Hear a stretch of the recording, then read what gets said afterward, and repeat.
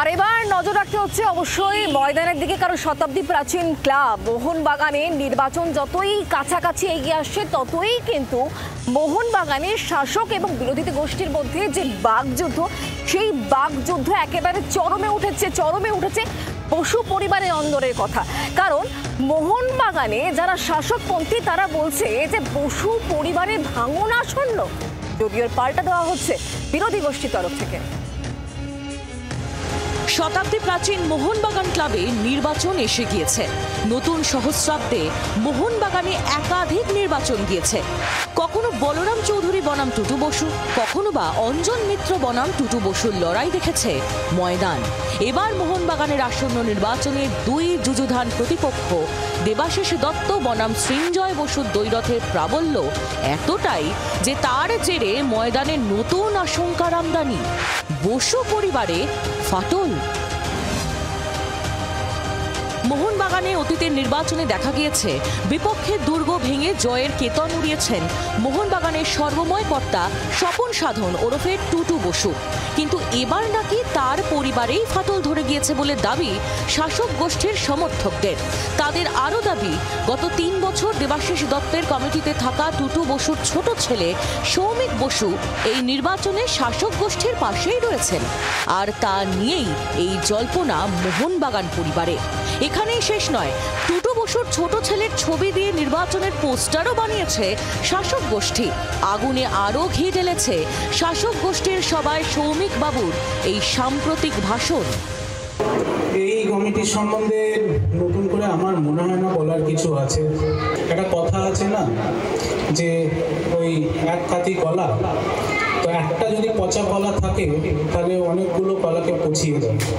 কিন্তু আমাদের ভাগ্য বলুন বা ভগবানের আশীর্বাদ বলুন যে আমাদের পুরো কমিটি পচে যায়নি।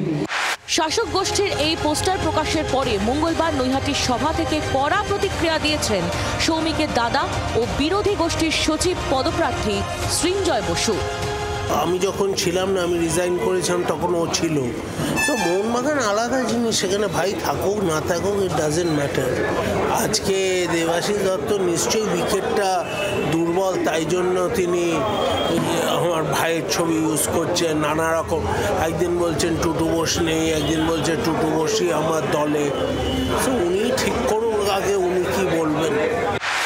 শেষ পর্যন্ত বসু পরিবারের এই ফাটল আরও চওড়া হবে নাকি ফাটল বুঝিয়ে দিতে সক্ষম হবে বসু পরিবার, তা সময় বলবে। যদিও সৌমিক সৃঞ্জয়ের বাবা টুটু বাবুর দাবি তার ছোট ছেলে তার সঙ্গেই রয়েছে।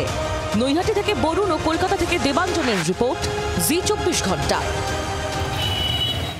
শাসক বিরোধী এই যে দ্বৈরথ মোহনবাগানের মধ্যে চলছে, তারই মধ্যে দেখা যাচ্ছে যে প্রাক্তন ফুটবলাররাও তারাও কিন্তু এর মধ্যে গা ভাসিয়ে দিয়েছেন। কারণ 70-এর দশকের মানুষ এবং 80-র দশকের শিশির, তারা একে অপরকে একেবারে চোখা বাক্যবান ছুড়ে দিয়েছেন। দেখুন,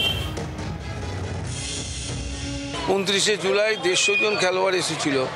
তারা সকলেই কিন্তু জিজ্ঞেস করো, যে কোনো খেলোয়াড়কে জিজ্ঞেস করো তারা সম্মানটা পেয়েছিল কিনা। এখন আমরাই খেলোয়াড়রা মাঠে আসি না। কোনো প্রাক্তন খেলোয়াড় গত 3 বছর ক্লাবে এসে কোনো অসম্মানিত হয়নি। কারণ এই ব্যাপারটা আমি সত্যজিৎ কাশিদার নিজে দেখি। তারা বুঝতে পারবে যে আমাদের গুরুত্বটা কী। এই জন্যই ইলেকশন দরকার। তাই টুটু বসুরও একটা সাফল্য। এবার অন্যদিকে যারা বলছে না আমরা লিগ শিল্ড পেয়েছি, কাপ পেয়েছি অনেকে বলছে। তা সাফল্যকে জাহির করার জন্য ধীরেন্দ্র কোনোদিন এইসব বলতো না, যা টুটু দেওয়া বলতো না। টুটু 90 সাল থেকে 2018 অবধি সৃঞ্জয়ও ছিল, দেবাশিসও ছিল, অঞ্জন দাও ছিল। তো কখনো বকুল এরমভাবে বলতো না, ট্রফি নিয়ে এরম ফটো তুলে বলতো না সাফল্য। বাংলার আওয়াজ, বাঙালির আবেগ, জি24 ঘন্টা।